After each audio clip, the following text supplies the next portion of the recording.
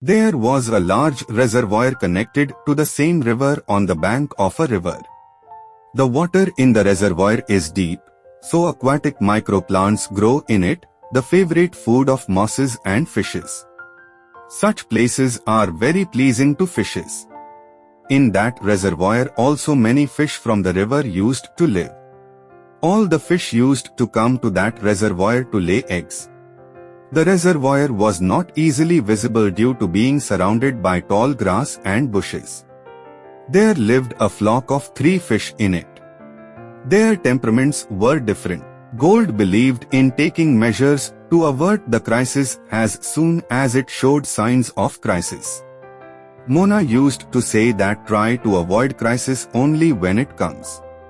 Lona thought that it is useless to avoid the crisis. Nothing happens by making what is destined to happen.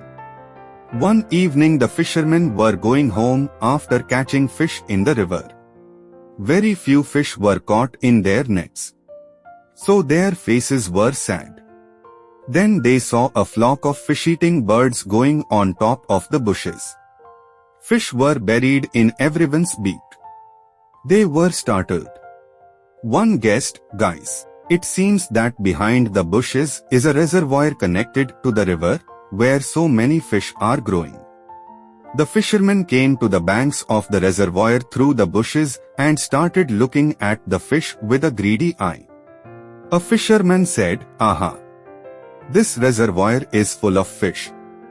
Till today, we have not found out." The other said, "We'll get a lot of fish here."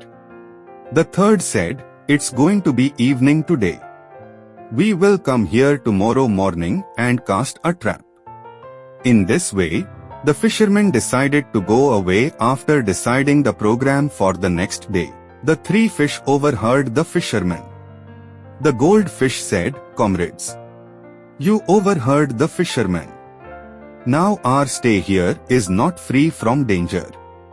The threat has been reported to us. You should take measures to save your life in time. I am leaving this reservoir and going to the river through the canal. Then the fishermen come in the morning, throw the net, with my help. Until then, I am still going too far." Mona fish said, "If you want to go, then go. I am not coming. Where is the danger now? Which is the need to panic so much? Maybe the crisis will not come. Those fishermen's program to come here may be cancelled. Their net rats may gnaw at night. Their colony may catch fire.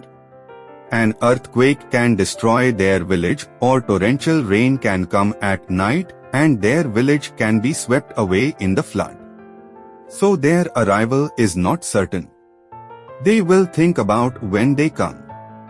I may not fall into their trap." Lona said her fateful thing, running away means nothing.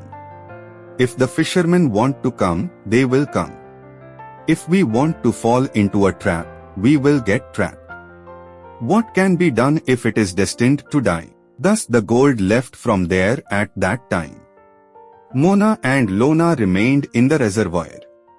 When dawn came, the fishermen came with their nets and threw nets into the reservoir and caught fish. When Mona saw the crisis, she started thinking of ways to save her life. His brain started working fast. There was no hollow place to hide around. Then he remembered that the coats of a dead otter had been floating in that reservoir for a long time. She can be used to protect him. He soon found the body. The coats was beginning to decompose. Mona entered the belly of the coats, and the smell of the rotting coats came out wrapped around herself. Shortly after, Mona got caught in the fisherman's net. The fisherman pulled his net and overturned the fish with the net on the shore. The other fish began to suffer, but Mona lay like a dead fish. When the fisherman felt the smell of rot, he started looking at the fish. He picked up the motionless Mona and sniffed. "Ugh! It's a dead fish for days. It's rotten." With such a grumbling bad face, the fisherman threw Mona into the reservoir. Mona had managed to escape the crisis by using her intelligence. As soon as he fell into the water, he dived and reached a safe depth and celebrated his life. Lona was also caught in another fisherman's net and put in a crate. Lona, who was sitting on fate, gave up her life in agony like other fish in the same basket. We get a lesson from this story that luck also supports those who believe in karma and consider karma as primary.